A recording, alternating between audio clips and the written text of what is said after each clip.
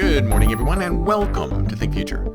My name's Chris Kalaboukis, and once again, we're coming at you live from deep in the heart of Silicon Valley, California. We're talking innovation, startups, the future, not necessarily those, and not necessarily in that order. If you're watching on YouTube, smack that subscribe button and hit that bell so you'll be notified when a new show comes online. And if you're listening on your favorite podcast service, please subscribe. Please drop a note on Apple Podcasts. I'd greatly appreciate it. So this morning, I'm reading in the news that a Swedish company, I believe it was a Swedish company, has begun to create batteries from wood. Batteries from wood. Now, I think that hits two things really amazingly, because we absolutely need, first of all, innovations in power. I've said it before in blog posts, and maybe I've said it before on the show. I'm not sure if I have. Those of you who've been listening for a while can tell me if I've said it before on the show, that I think almost the biggest thing that we need to innovate in, the space that we really need to innovate in, is power. We need to really figure out how to generate, how to create, how to extend the life of devices. How do we power our devices? And if you think about it, we're talking about not just powering our devices like powering your smartphone.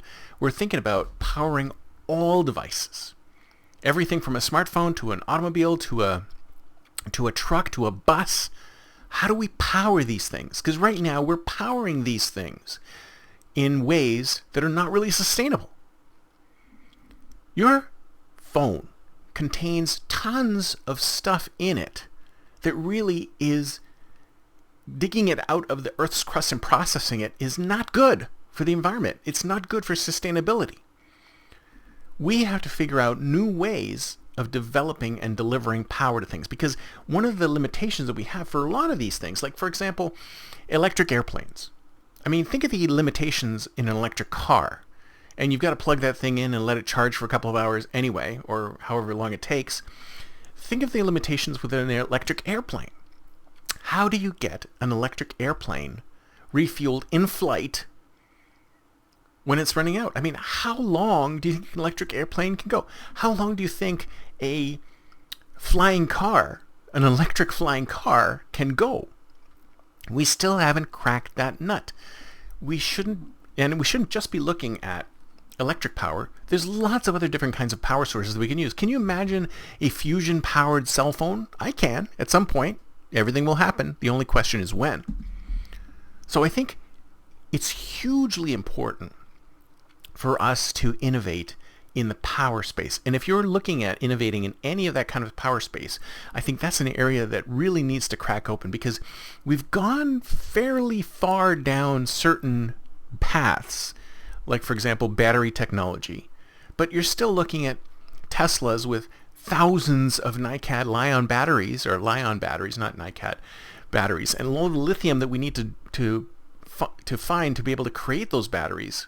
We should be able to figure something else out that works better. This is an area we really need to innovate in. And if you're thinking about building a startup, this is a great space to get into. And I don't know if I mentioned this before, but it's the same thing with power. The thing about power that's interesting is that it goes both ways. It's got the generation and the creation part, as well as the usage part. So what we're trying to do is we're trying to get the usage of the electricity or whatever energy is being generated down as low as possible, and at the same time increase the flow of energy up to meet that requirements. That's why as time goes by, your phone takes up less electricity, uses less power. So if we could figure out ways of using less power and maybe powering things off, here comes the Matrix quote, your body.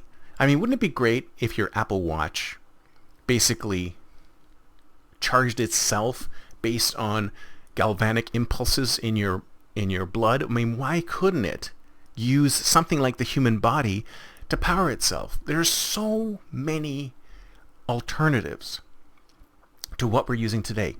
Power is the most important innovation, if you ask me. That's where we need to go next. Because if we could get to unlimited power, then that opens the door to everything. Second piece of the puzzle, is using the wood. They use scrap wood, they use recycled wood, they use wood that's already out there. And I was thinking to myself the other day, as I saw this article, I think it was like 2 weeks ago or 2 months ago, talking about how the weight of stuff, the actual physical weight of all the stuff that the human race has created, now tops the weight of the planet. So if you extrapolate all the stuff we have, everything from the coffee mugs to the smartphones, to the cars, to the homes, to everything that we've created, stack it all up, and then have the weight of the planet on the other side of the scale, we've actually created more stuff than the weight of the planet. It's almost like a science fiction short story, right? We get past the weight of the planet, and all of a sudden we start spinning out of control because the weight is heavier than the planet, and the planet can't figure it out, and we spin off into space. It's like Space 99, but for Earth. Isn't that shocking? Isn't that shocking that there's more stuff? We've created more stuff on the planet than the weight of the planet itself. Now that tells me that we need to do something with that stuff. Because if you think about the Star Trek Replicator, which I know is coming one day. I mean, we have 3D printers. We're seeing that happening. The Star Trek Replicator took inert blocks of matter and reprogram the atomics in the matter itself to create tea, Earl Grey hot, or chicken sandwiches, or whatever the Enterprise crew wanted to eat. So think about all that matter that's out there. We need to do something with all that matter. If you can set up a startup or do a startup that does something to reclaim all of that matter, and it doesn't even need to be something really high tech. I mean, something as simple as reusing or recycling note paper. I mean, I heard about the other day is that there was a startup that was thinking about taking scrap paper from all sorts of things, because everyone has some kind of scrap paper. For example, I have a Star Trek calendar right here. And what do you think is on the back of this Star Trek calendar? It is blank. So if you could somehow reuse, I reuse this anyway, but if you could somehow figure out a way to reuse all that paper and create new things out of things that are already out there, so we don't have to create more stuff. We don't want to get to the point where we've created 2 Earths and 3 Earths and 4 Earths worth of stuff. We need to look at what's already out there and reuse it as something. It used to be that if you were shopping at a used clothing store or a place like Savers or Goodwill, that would be a bad thing. But if you ask me, that is where we should be going. Forget about creating new stuff. There's so much stuff in the world already. Is there any way you can figure out a way to get stuff from person A, who may not want something anymore, to person B, who wants it? This is why these kind of models, maybe eBay isn't a perfect place for it, or Etsy. Maybe there's new business models in the space of reuse and recycle. What can we do to stop this trend of us creating so much stuff? It's more than the weight of the entire planet.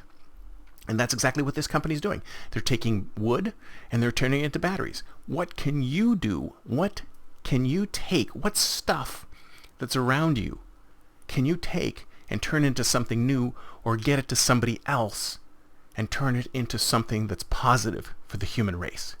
That's it for me for today. See you next time, and until then, don't forget to think future.